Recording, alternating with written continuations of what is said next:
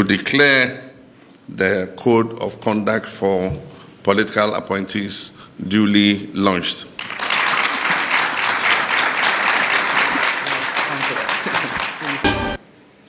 Shall we be seated, please? Good afternoon, distinguished ladies and gentlemen, and friends of the media. Let me welcome you once again to this short program.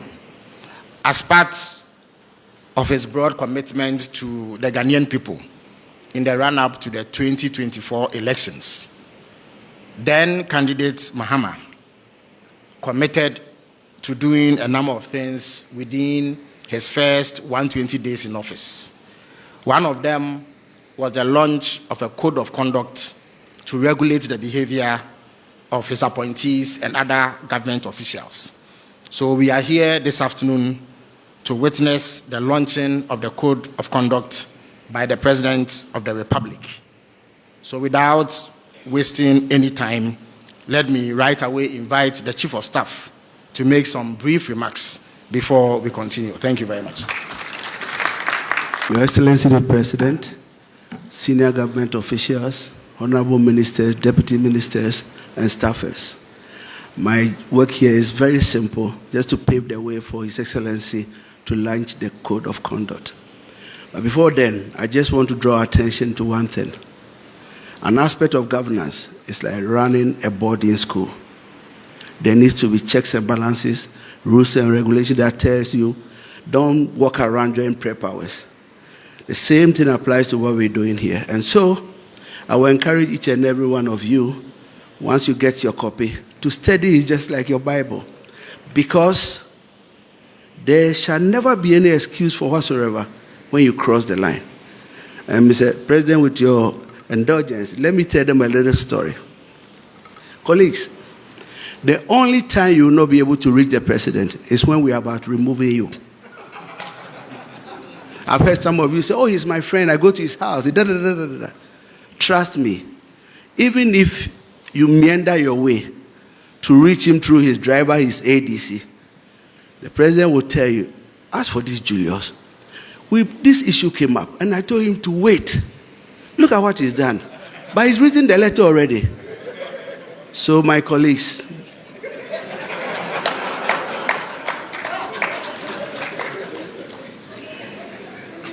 please, I wish we are never going to have that bad experience for removing any one of you. But don't forget that if you play ignorance, it's never an excuse. On that note, I wish you all the best. Do your best. Let's make the president look good in the eyes of Ghanaians. Thank you.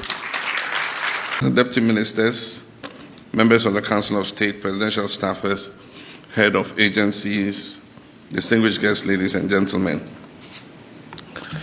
In my 120-day social contract with the people of Ghana, I pledged to restore discipline, integrity, and accountability into our governance.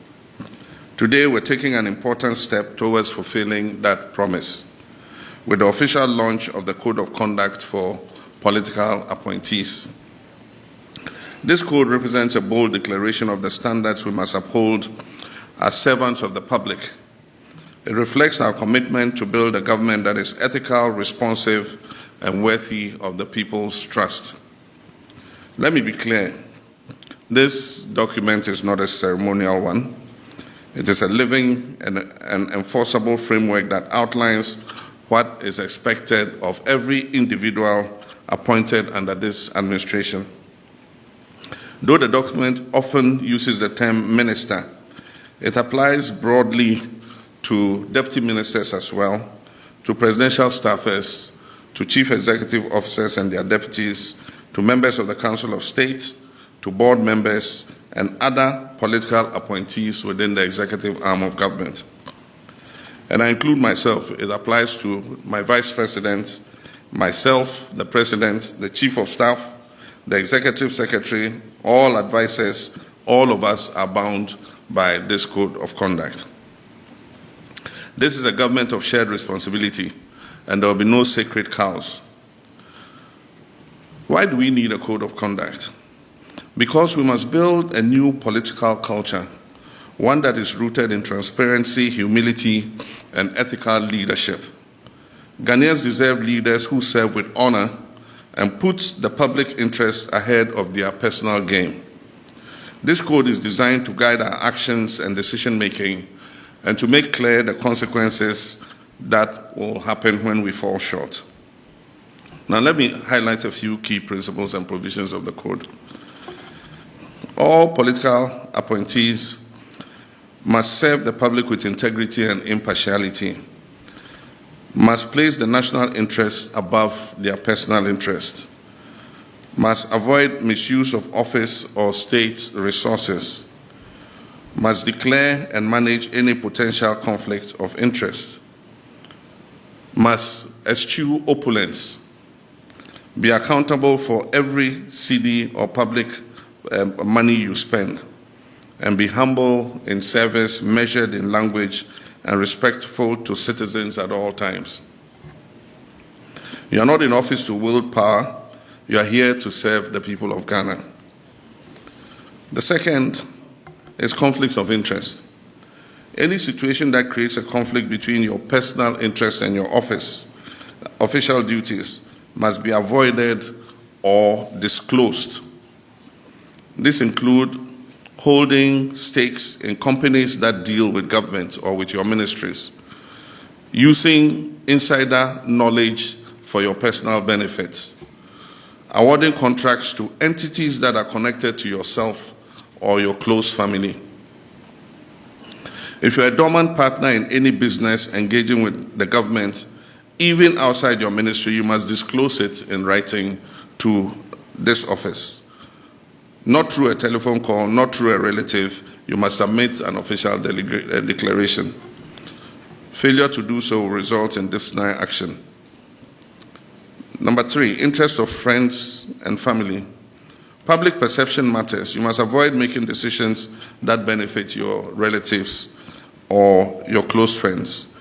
You must not recommend them for contracts or appointments. If your actions give even the appearance of bias, you compromise the integrity of your office. Number 4, gifts and hampers. We all know our cultural fondness for gifts, but we must now draw a clear line between appreciation and influence. Appointees are prohibited from accepting gifts or favors, especially from companies or individuals with interest in governmental decisions. If a gift is received during an official engagement and its estimated value exceeds 20,000 Ghana cedis, it must be declared. And upon leaving office, the gift must be surrendered unless expressly permitted to retain it by the President. As for hampers and gift items, no government funds, including internally generated funds, are to be used to purchase or distribute hampers. The only exception is modest gifts to staff as a reward for excellence or retirement. For government entities that must distribute hampers or gifts as part of their corporate commercial policy, express permission for the budgeted expenditure must be received from the Office of the Chief of Staff. Ministerial travel. All official or unofficial travel outside Ghana must receive, and the word is prior approval, from the Chief of Staff's office. And after each official trip, a report must be submitted on the trip, and any impressed retired within 14 days after your return. Where government is footing the bill, the trip must be necessary, it must be budgeted for, and aligned with national priorities. Retroactive approvals will no longer be entertained. Prohibition on purchasing state assets. No political appointee under this administration is permitted to purchase state assets, whether land, vehicles, shares, or buildings, directly or indirectly.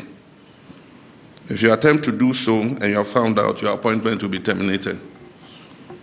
We are here to protect the national interest, not to help ourselves to the national purse. Sanctions for violation. The code sets out consequences for breach, public apology, from public apology to reprimand, to suspension, to resignation, or ultimately termination. Let me assure you that these sanctions are not cosmetic, they will be enforced, and I will not hesitate to act firmly and decisively no matter who is involved.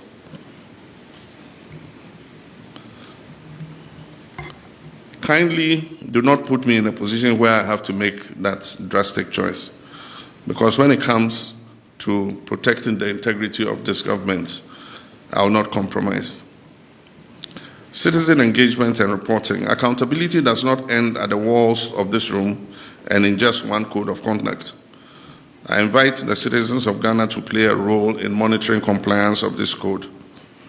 A portal will be created for the public to report suspected breaches with guarantees of confidentiality and impartial investigation.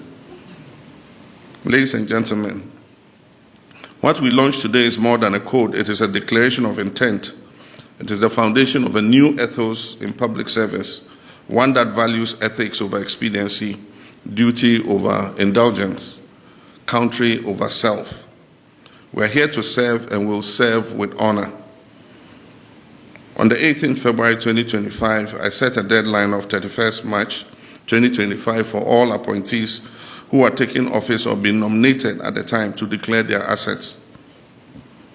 An update provided by the Auditor General to my office indicates that some of you failed to meet that deadline. For all those who are appointed or nominated before 31st March 2025 and failed to meet the deadline, you are to forfeit 3 months of salary to be donated to the Ghana Medical Trust Fund, named after me, Mahama Cares. In addition to 1 month's salary that I've asked all appointees to donate to the Mahama Cares Trust Fund. So it means that those who omitted to declare assets by the date, you are paying 4 months' salary to Mahama Cares. However, if by close of day Wednesday, 7th May 2025, any of you still fails to declare your assets, count yourself automatically dismissed. The assets declaration regime is an important mechanism to check corruption and abuse of office, and it must be respected by all. My brothers and sisters, this is a very strict code, I must admit. But if we abide by this code, it will restore the faith of our people in our democracy. Strict compliance with this code will restore confidence in the political elite and help to consolidate our democracy. And so I expect all of you to do your best to abide by the code. Let us walk this path together with discipline, with humility, and with an unyielding commitment to the people of Ghana. Go ye forth and comply. I thank you, and may God bless us all. To declare the code of conduct for political appointees duly launched.